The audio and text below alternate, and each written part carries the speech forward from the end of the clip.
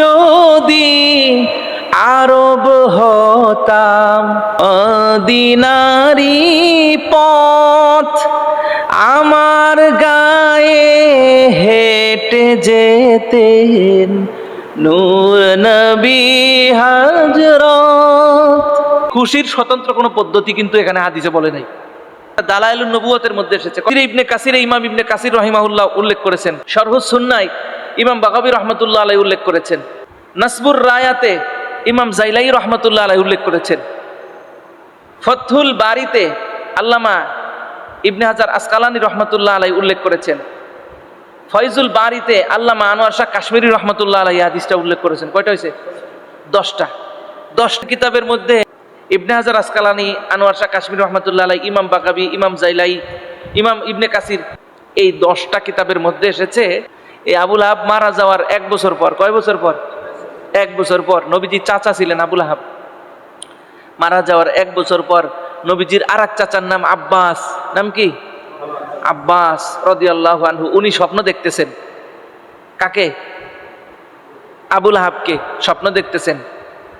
আবুল আহাব কাফের ছিল, কাফেরকে স্বপ্ন দেখতেছেন মুসলমান সাহাবী নবীজির আরেক চাচা হযরত আব্বাস রাদিয়াল্লাহু আনহু স্বপ্নে দেখতেছেন।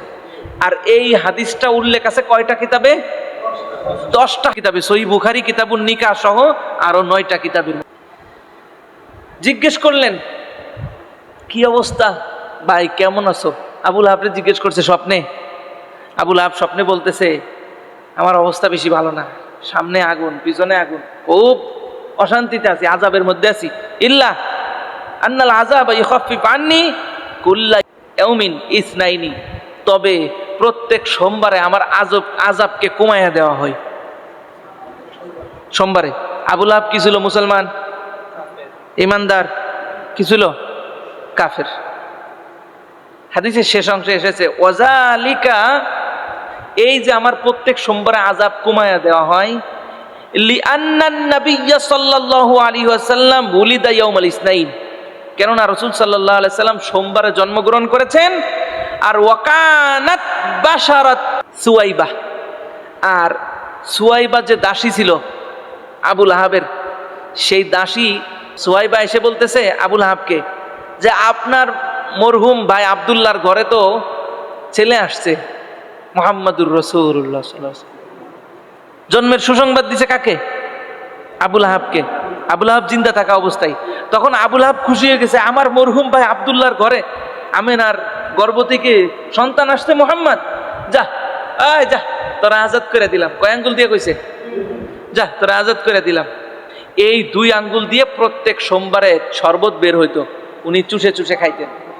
সুবহানাল্লাহ। বলছেন কি বিমাউলিদিহি ফাআতাকাহা, তার জন্মের সংবাদ সুসংবাদ শুনাইলে আবুল আহাব কি করছিল? সুয়াইবাকে 2 আঙ্গুল দিয়ে মুক্ত করে দিছিল দাসীকে। আল্লাহ রাসূল সাল্লাল্লাহু আলাইহি সাল্লামের জন্মে একজন কাফের খুশি হয়েছে, আবুল আহাব খুশি হইয়া তার সুয়াইবা দাসীকে মুক্ত করে দেওয়ার ফলে আব্দুল্লাহ ইবনে হযরত আব্বাস রাদিয়াল্লাহু আনহু স্বপ্নে দেখেন প্রত্যেক সোমবারে তার আযাবকে কি করা হয়? কমায়া দেওয়া হয়।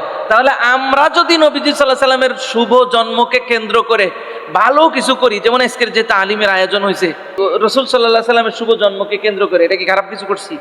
গুনার কিছু করছি? মানুষকে কষ্ট দিছি? রাস্তা ব্লক করে ফেলাইছি? না।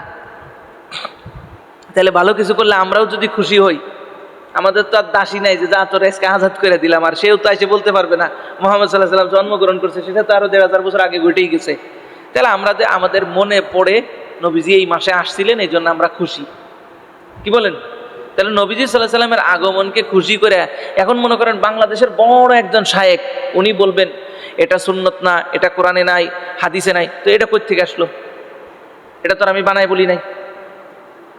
কথা বলেন না। যে আশেক, ওই যে লাইলিরে চিনেন? লাইলি মজনুরে শুনছেন কথা? মজনু, হ্যাঁ, সুবহানাল্লাহ সুবহানাল্লাহ সুবহানাল্লাহ। মজনু লাইলির বাড়ির কুকুরের পাও ধরে চুমা দিছে। কি ধরা? কুকুরের পাও ধরা। মানুষে জিজ্ঞেস করে এরে মজনু তুই তো আসলে মাজনুন। মাজনুন মানে কি? পাগল। তুই একটা পাগল, তুই লাইলির বাড়ির কুকুরের পা ধরে চুমা দিলি কেন? কারে তোমরা বুঝবা না, এটা কুকুরের পা হইতে পারে, কিন্তু এটা তো আমার লাইলির বাড়ির গলি দিয়ে হাইটে আসছে, এই মহব্বতে সমা দিচ্ছে। আমার লাইলির বাড়ির গলি দিয়া কুকুরটা হাঁটছে, এই গলির দাম আছে আমার কাছে, কুকুরের দাম নাই, কুকুরের পাঁচ দাম নাই আমার কাছে।